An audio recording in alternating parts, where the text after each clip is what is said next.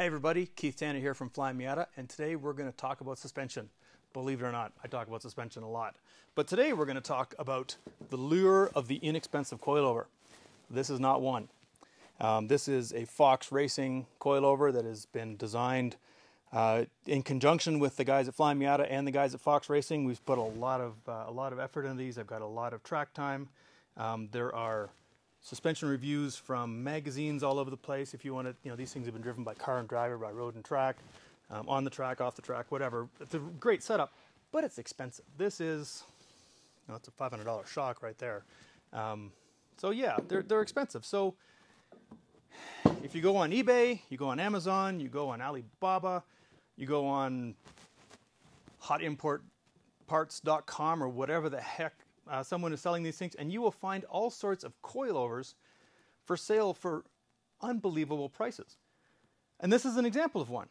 And when I was at the SEMA show last year, I was talking to some of our friends at Coney, and they just basically said, how do you compete with the flood of cheap suspension parts? How do you deal with that? And we decided we would be remiss if we did not actually get our hands on some of these and investigate them, because you never know. As we've said before, our suspension offerings are curated. We don't just carry everything we can, throw it against the wall and see what sticks. We actually choose different solutions for different parts of the market. We choose the one that works, the one that's best, and we don't carry all the rest. There's a reason that we only have the Fox Racing suspension, or we only have the VMAX, or we only have the Coneys at certain levels. But we're always investigating new stuff, because you never know when you're going to come across something. The VMAX were a surprise when we tested them. They hit outside of their, or beyond their price range. I guess we'll put it that way. So it was worth trying. Why not a set of these? Because these coilovers, I'm not going to name the brand. They could be one of hundreds. I'm pretty sure there's about 2 factories popping these things out, and they just put different stickers on them. The stickers come off really, really easy. We found that earlier. You can get a full coilover set of one of these for about the price of a set of Coney STRTs with pump stops from Flyin Miata. About the same price shipped. It's a ridiculous price for a full coilover setup, which is obviously a lot more parts than you're going to get with this Coney. So what does it get you? What is the advantage? What are the disadvantages? Can you really get a legitimate suspension for under $400 shipped with all of these parts? Now first, before I go any further, I'm just going to dispel one thing about coilovers. There's nothing magic about coilovers. Technically, all Miatas have coil over shock suspension. It just simply means that the shock is inside the coil. But in the Miata world, coilover means basically adjustable perch. And what that gets you is it gives you the ability to corner weight. It gives you the ability to set the ride height where you want it. And if the manufacturer has specified a spring that's a standard diameter, it potentially gives you the ability to change the spring rates. All these are true in the case of the Fox, for example. That's a standard 2.5-inch spring, of which I have probably a ton, literally. So you can easily swap stuff around.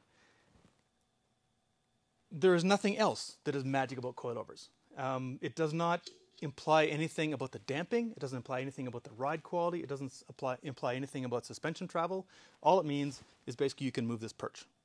And beyond that, all bets are off. It's all about the implementation. So there's a lot of people, especially certain subsets of the Miata community, are all hung up on coilover, coilover, coilover, when really what they're trying to say is decent suspension, decent suspension, decent suspension, and they seem to think that something like this cannot be decent. Not completely true. So this particular setup, on the initial inspection, it looks pretty good. It's got a 2-piece shock body. I have gone on about this before. There's another video I've got talking about suspension preload, and we'll visit this a little bit more. That's a block mark as far as I'm concerned. Comes with springs of, 7 kilogram on the front and something, I think it's a 6 in the back. It's got a very high rear spring rate. It's got a spherical bearing in the upper mount. These are sometimes called pillow ball mounts incorrectly. This is not a pillow ball bearing, but it's what the tuner community seems to decide to call it.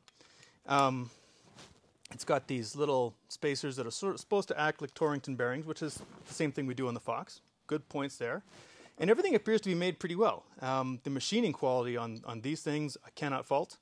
The bearing is a very tight specification, which it has to be in order to survive the actual pounding that it gets with the with a shock absorber. If you underspecify this bushing or this bearing, it will destroy itself in no time flat. So it appears that they may have done their homework there. The actual parts themselves, like I said, everything looks to be, threads all move smoothly. The threads on the perch are good. So I've got to say that initial quality inspection looks pretty good. The other thing you notice is that they weigh a ton. There is, let me make sure I've got this. This is an 8¼ pound spring shock assembly. This is an 11¼ pound spring shock assembly. There's 3 pounds different. That's almost, well, what's that, about 40% more? It's semi-sprung weight, depending on which, most of it is unsprung because it's down here. It's a factor. It's going to rust like crazy too because it's very obviously steel. But that is the most noticeable first thing you see. Another thing you notice when you're looking at this, and it's actually written on the spring, it's a 70.5 millimeter spring, which is not a standard. It's not something you're going to see anywhere else. It's an oddball size, and the way the perch is designed, you can't put, say, a standard 2.5 inch there. So you are stuck with the spring rates they provide you, and it's got a goofy rear spring rate. It's got a very high rear spring rate. So there's one of the advantages of coilovers gone. You cannot swap the springs out because they are some weird oddball 70.5 millimeter size that's difficult to find if possible at all. So that's the overall thing, but let's get down to the real nitty-gritty stuff. In the rear, this is an adjustable length shock. There are some people who swear that this gives all sorts of magical properties, but what determines your maximum rear suspension travel is basically how short you can get this little puppy. And if we compare this to, shall we say, the VMAX suspension sold by Flyin Miata, you'll see it gets down to the same minimum length, almost, as a VMAX. So that's good. The downside is, because of this little stumpy body you've got in there, this little stumpy insert, you lose travel. And here's the biggest problem with these things. This goofy, this pillow ball, should we call it, design is not well designed. It's got the mounting point too low. The bearing's not high enough in the body, and it basically means that it sits too low on the shock. This thing hangs down too far, and your maximum compression travel is very, very poor. I may not be explaining this well, but basically, this is the travel you have available. There's no bump stop in there right now. It's the bump stop that comes with it, hard rubber. But this is the amount of travel you have. On a Koni SRT, STRT, that's the suspension travel you have. So let's have a look on the back. Turn this on.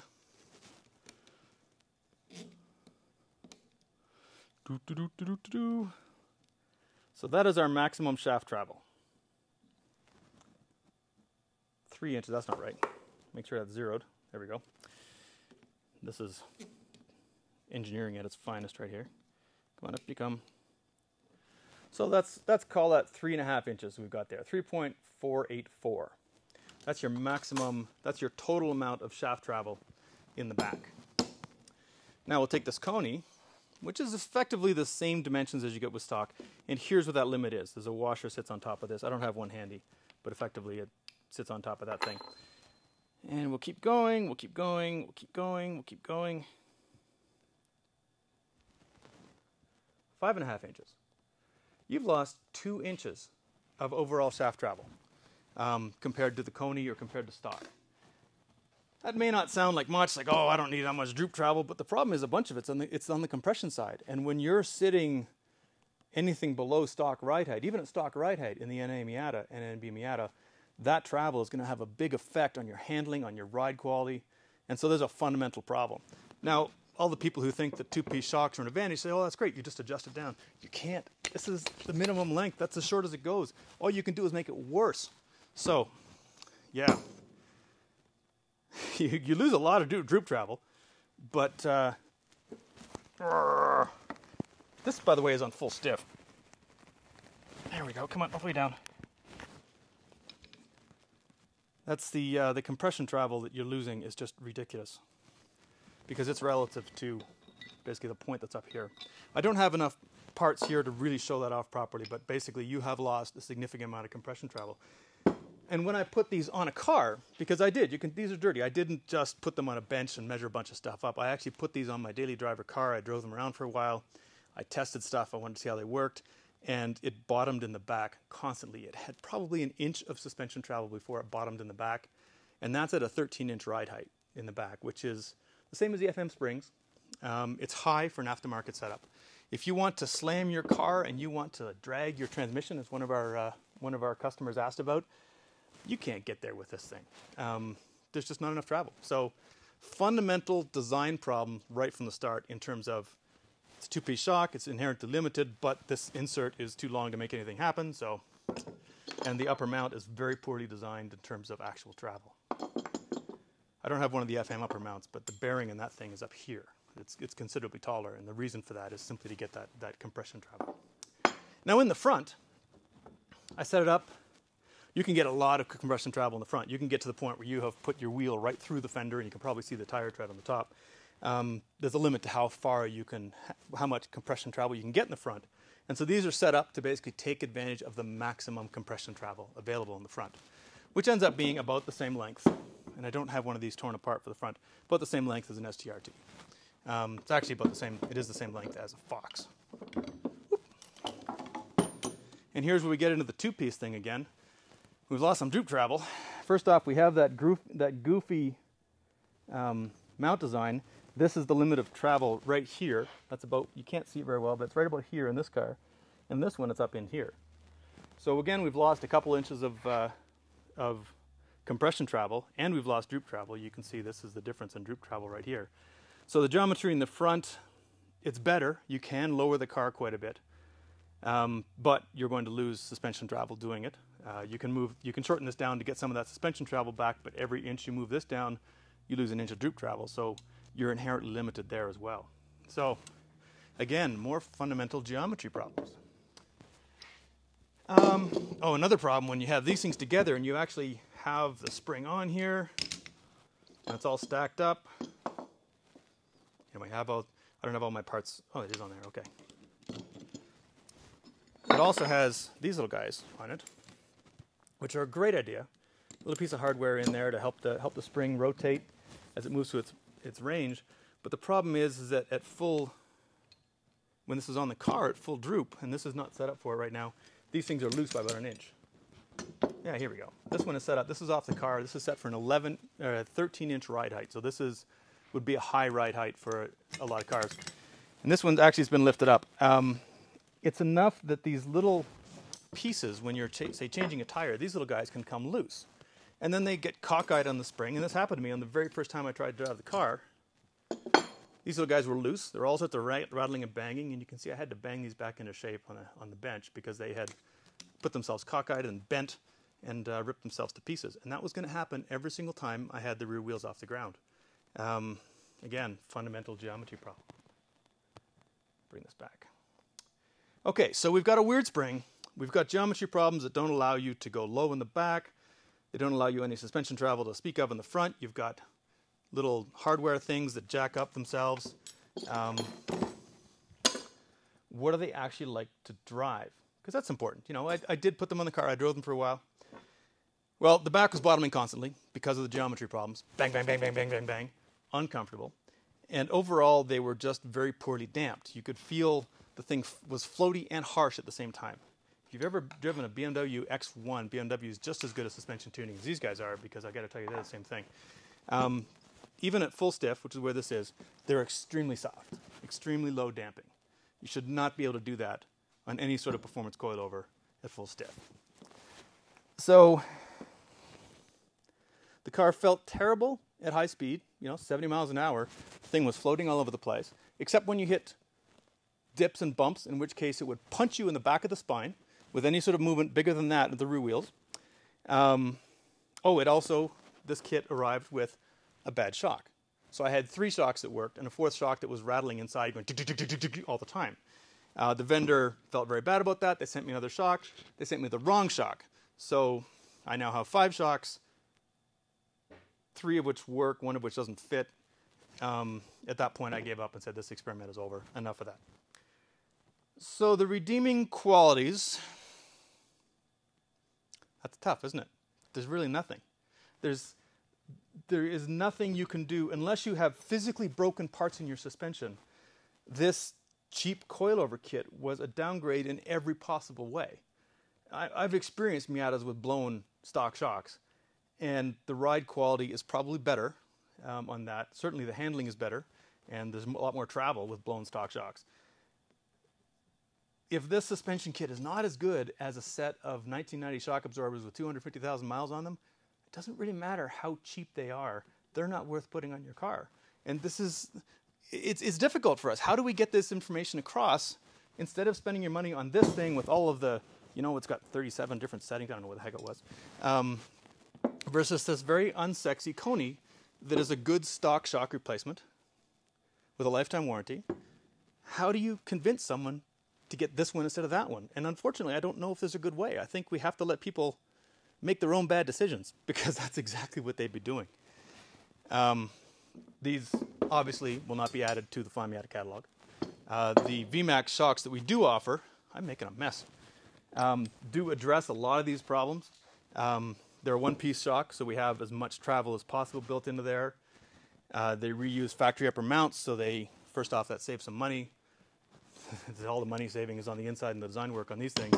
This one, the money is saved by using Mazda's own mass-produced parts on the front, on the top, and the bottom.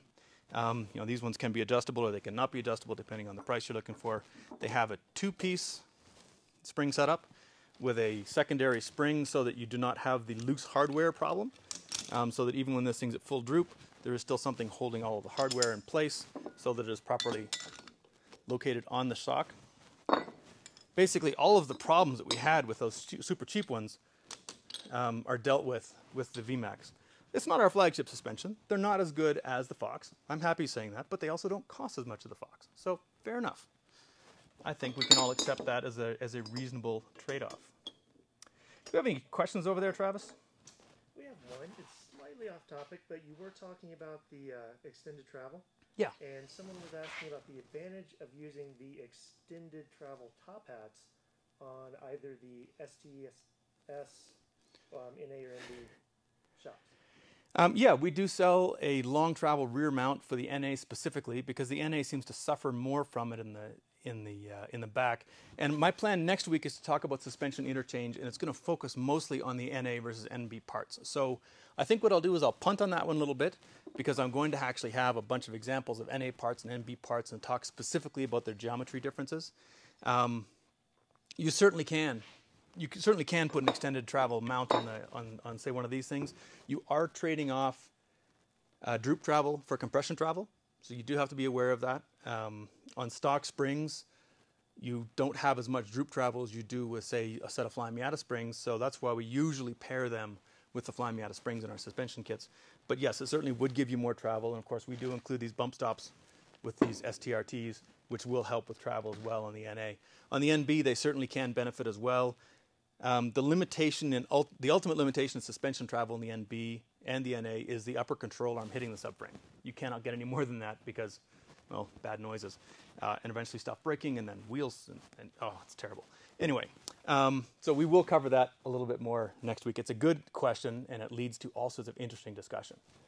Interesting if you're a suspension nerd like me. So here's a question. Is it better to buy cheap shocks and springs instead of coilovers? What's the difference? Well, we talked about the difference on coilovers, and that's that adjustable perch. The place you want to put your money, and the place that matters, well, there's two places really, but the shock is the most complicated part. It's the part that makes the biggest difference. This is where all the hard work is being done. The damping has to match the spring, the valving in here. It has to be good quality parts. These STRTs have a lifetime warranty, so you know they're good quality parts inside. These, well, they didn't even survive the trip to my house from the warehouse, so I had no comment on the internal desirability there. But yeah, if you're going to spend money on anything, you're going to spend it on the shock, because it is the most complicated, it is the most expensive part of the operation. So that's fair enough. It's complicated. It's going to be more expensive. If you don't need the ability to corner weight your car, if you are happy with the ride height that has been chosen by the springs, say the Flyin Miata springs, the 12.5 front, 13 rear that they run, if you are happy with that ride height, then definitely there's no advantage to the coilovers. Keep in mind with coilovers is that they do let you adjust the car down past a functional range of motion. I've mentioned this before, but suspension travel and spring rate are intertwined. You have to have enough spring rate to stay off the bump stops as much as possible. This is an extreme example of what not to do, but the lower you sit, the closer that bump stop is going to be, and so the more spring rate you need to stay off the bump stop, and ironically it means better ride quality. And it's very easy to think you could take something like the VMAX, and well, this is set up for shipping. That is not a normal spring perch position. But to think that you could screw this down all the way and totally slam your car and it'll work just fine, well, it won't, because you've taken away most of what you have there. You're going to spend a bunch of time on the bump stops. So you do need to keep in mind that coilovers do not necessarily mean you get to slam your car. If you want to slam your car, you want to make sure that your coilover has the geometry to allow you to do that. For example, not this. I would rather see someone get a set of well-engineered springs and shocks over a set of badly engineered coilovers. But really what it comes down to, and I feel the same way about monotube versus twin tube, is it comes down to the quality of the engineering. That's what matters, is how well it was designed, how well it's set up. This suffers from not only initial quality problems, but fundamental engineering design choices that were just plain wrong. Which is not surprising given that these guys, they sell parts for every car under the sun, as opposed to being a Miata specialty shop, for example, that worked directly with the manufacturer of a shock several days at the track, a semi-trailer full of spare parts and tools. You're going to end up with a better quality, better engineered, more functional setup than you will with just going with someone who doesn't, they sell, say, intake manifolds and shocks at the same time. Yes, Travis. Speaking of the VMAXs. Speaking of the VMAXs. Can you get the FM VMAXs in Europe? Listen to that. That's the bad shock. Imagine that as you're driving down the road. You get to hear that all the time, and then you get bang right up the backside as you hit any bump bigger than this. These are going right in the metal dumpster, by the way. So, can you get the VMAX? Can you get the FM VMAX in Europe? And unfortunately, you cannot. When we tested the VMAXs, we were impressed with the way they worked out of the box, but we thought they could be better. And so we specified different spring lengths. We actually have the springs custom wound for the FM application. We did different spring rates. They had a little too much rear rate as far as we're concerned, a little squirrely, that sort of thing. But we fine-tuned them to our specifications. And unfortunately, VMAX already had their TUV certification and that specifies the spring rates. And that's the only one they're willing to sell in Europe. We're the only people that have the FM VMAXs. So I believe we can ship them to Europe, but you cannot buy them off the shelf from any of VMAX's European distributors, unfortunately. So I apologize for that, but that's because we did some of our own engineering, and they didn't. And I believe, though, we can ship them over to Europe, although, unfortunately, it is more expensive than buying locally because shipping shocks to Europe is not an inexpensive trick. Yes, Travis? Special request for a future video. While we're talking, we like requests. It's good. A request to go over setting up a coilover suspension, specifically maybe the Fox Racing, showing how to set the damper, the ride height, how to do corner weighting, and what to look for when adjusting it. How to do corner weighting would actually be a really good video. That would be kind of fun. First, for the Fox, start with the instructions. That's my first hint. We do actually put suggested starting points for height and for damping and everything in the instructions. But how to corner weight, that would actually be a good video to do. That would be an interesting one.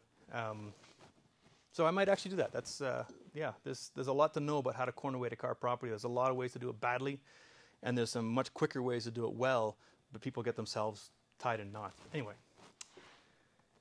Are cheap coilovers worth it for people only using them for street use, and are cheap coilovers a good short-term option? If you are storing your car and you simply need something to keep it off the ground, this would be perfectly acceptable. If you are going to leave the garage, the reason I took these out of my car is because it had come from being a car that I enjoyed driving. And I have cars in my garage that run everything from the Fox Racing. This is one of the test cars for Fox Racing, to a set of Coney's on stock springs. My own regular street car has seen pretty much every suspension that we have ever offered, and a bunch of ones we haven't. And I had to take these things off the car because they made it just plain unpleasant to drive. Like, not in terms of, oh, no, my Jinbaita is not fully talking to me. It was more along the lines of every time I'd see a seam in the pavement, I'd cringe. Yeah. So, no, I don't. There is such a thing as too cheap. Sometimes you do get what you pay for. One of the questions is, how do you evaluate a cheap coilover setup? And seriously, this thing. Honestly, the best way to do that is work with someone you trust. Work with someone who has evaluated them. Don't trust the reviews online, because these guys are masters at sending out free coilovers in exchange for reviews. Which, of course, you're automatically going to give them a 5-star review, aren't you, when you get a set of free coilovers to keep your car off the ground when it's in storage. You go with a Miata specialist. Talk to them about why they chose that particular coilover, what testing they've done on it, their history with it, the reliability, the warranty. Don't just buy off eBay. Don't buy off some website in Poland that's offering them super cheap. Unless you want to go through the expensive, time-consuming process of evaluating them yourself, you really have to work with someone that you trust on it. And unfortunately, it's tempting to go to forums and see what everyone on the forums decide. But the problem with forums is that they tend to focus in on one solution, and then just nothing else happens, or nothing else is allowed, and everyone gets shouted down. It happens in most communities. It happens in car clubs, everything. And the problem is that suspension choice is almost religious, and people will get very, very enthusiastic about their religion of choice when it comes to suspension. So you have to talk to someone you trust. As much as I hate to say that. There are questions we have here about very specific brand, Meister R's, Raceland, Rockors, etc., etc. I don't have experience with some of those. I would recommend, if at all possible, go with a single-piece shock. You'll notice that the top Miata shocks, like the Fox, some of the other brands out there, they are single-piece. All the ones that are dual-piece like this are inherently compromised. So I would use that as the very first check, is do they have a single-piece shock, which is an indication of a shock that was built specifically for the Miata, as opposed to a two-piece, which is a generic. This thing's really long. It's a generic shock insert, which is made for every car they can think of, with an adapter screwed on the end. And there are some very expensive shocks that use the same construction technique, and it's the biggest advantage they offer is it's a cheaper way to make shocks. God, it's a heavy little cruncher. Anyway, so yeah, that's what a two-piece shock looks like inside. Is you've got this adapter, and then a thing that screws into it. It's just an easy way to make that insert work. Travis, you have a question. Do coilovers with external reservoirs help suspension travel, especially in the rear of NA or NB? Coilovers with external reservoirs, that's a rare thing. You don't see it very often. It's expensive to do. It's difficult to do well. Usually, now if I've got this right, it's been a long time since I spent any time looking around at this sort of thing. That's an indication of a monotube shock that you're trying to get dual adjustability out of. That's how you do it. Is you move part of the valving out of the body of the shock, you put it on the valving into the external reservoir. It's about the only way you can get dual adjustability with a monotube, if I understand how that all works together. It's been a while since I looked at that. If that allows them to move some of the valving somewhere else, so that you can actually get more plunge travel out of the, I'm using all sorts of fun words, but basically get more plunge out of the shaft, then yes, it will improve travel. But that comes down to the internal construction. And I must admit, I'm not solid enough on that aspect of shock construction today. It's been a while since I was playing around with monotube shock internals. But yeah, that certainly potentially could be. Mostly, it's a way to get that second adjustability. And in reality, it's a very rare thing to see in Miata shocks. Partly because it's difficult to package. I have them on my pickup truck with Fox Racing suspension on my tow vehicle because I'm that kind of guy. But in that case, I've got all the room in the world. I can literally get inside the wheel well. Not so much in a Miata. There are some questions here. There is a question about converting Bilsteins to coilovers. And that's something you can do with Bilsteins. You can do it with Konies quite easily. I should have prepared for this. I have some sleeves. The way you do that is you basically take take a shock like this and just drop a threaded sleeve over top, and that gives you that adjustable perch, and gives you the the standard 2.5-inch spring usually, and hopefully you'll have some sort of adapter on top to adapt it to the spring. It's not a bad setup. It's a good way to adapt an existing quality shock to be a coilover. The downsides are you are stuck with that shock to some extent. I'm not a huge fan of Bilsteins myself. I don't like their valving choices. I think they're a little they jiggle too much. There's too much high-speed compression damping. You can always spot a car with Bilsteins because they're just kind of doing this all the time. They never settle down. Feels very sporty. I don't like the way it moves over the road, but you can also do it with the Coney. So it is an option. The biggest problem I've seen is that usually they end up with very loose springs at full droop, just by the way the geometry works, because these things tend to have a lot of droop travel, and so you end up with a loose spring at full droop. The solution for that is a secondary spring, like we have here. This is a very low rate spring. This is a higher rate spring. I've heard these called helpers. I've heard these called, I forget what the other term is. And I've also heard them foot the other way around. I just call them secondary springs because that's what they are. These are a fairly stiff one. These are like 100 pounds. These are a very light one that's just there to keep stuff in place.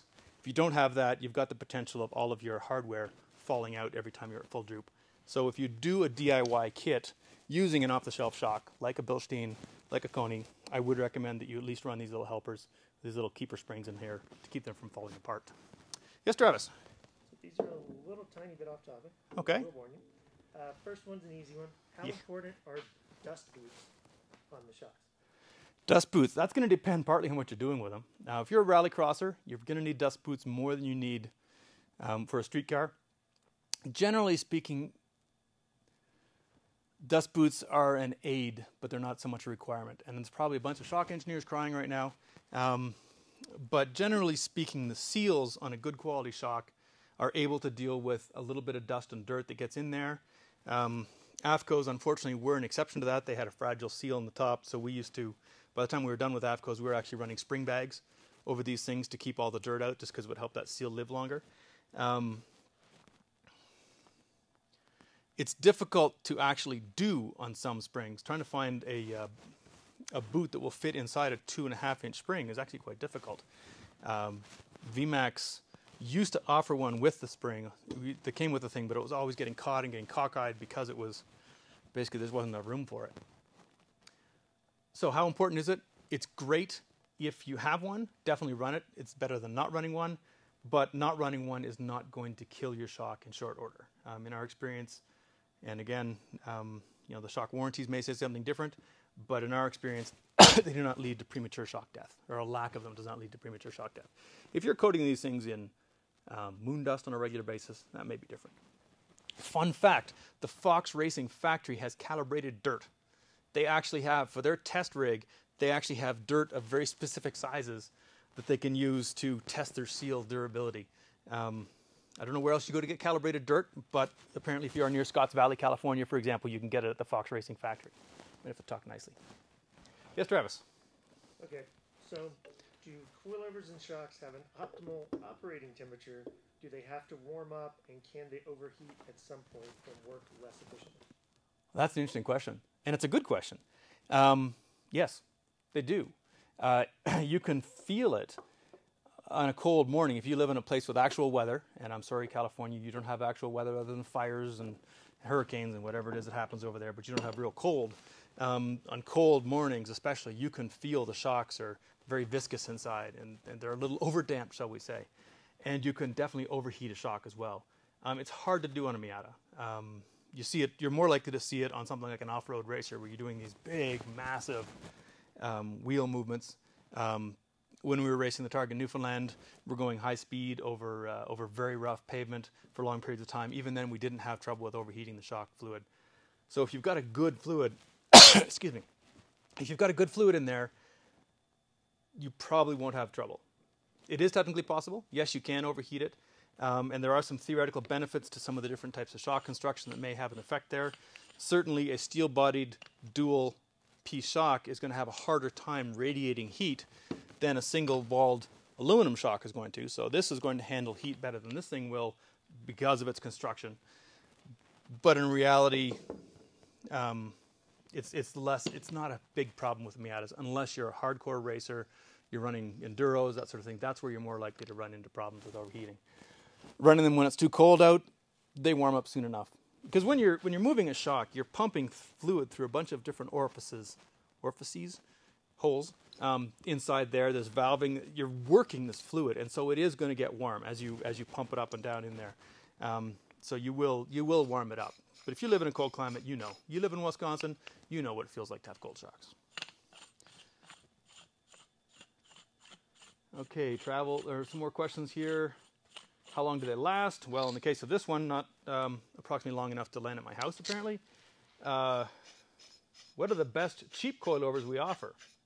Well, Flyin Miata only offers a couple of different levels of suspension. Again, as I said earlier, it is curated. They are hand-picked. This is the VMAX Classic, is a non-adjustable coilover that is our entry-level option. It is the best cheap coilover we offer.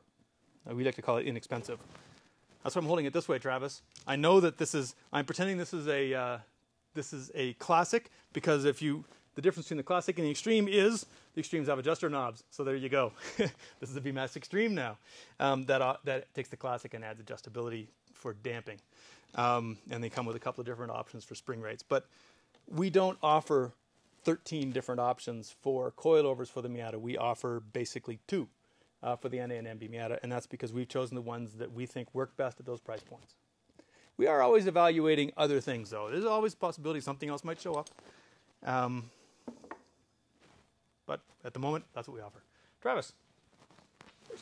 First question. You gonna act it out? This looks like the start of charades. Right. I'm just. Do coilovers save significant weight over stock suspension setups?